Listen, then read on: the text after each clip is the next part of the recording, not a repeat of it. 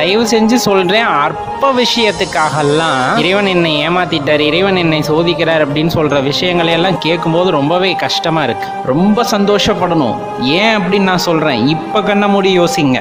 வாழும் போது நமக்கு அருள் புரிவதற்கு பல பேர் இருக்கின்றார்கள். வாழும் போது நமக்கு உதவி செய்வதற்கு பல பேர் இருக்கின்றார்கள். வாழும் போது நம்மை உணர்த்த செய்வதற்கும் பல பேர் இருக்கின்றார்கள். நம்ம வாழும் காலமெல்லாம் ஒரு ஆட்டம் போட்டு ஆடி அடங்கி மரண தருவாயில் மரணமும் நமக்கு நிகழ்ந்து விடுகின்றது. இப்ப நம்மளை கொண்டு போய் காட்டுல வச்சு சிதை மூட்டிடுறாங்கன்னு வச்சுக்கோங்களேன்.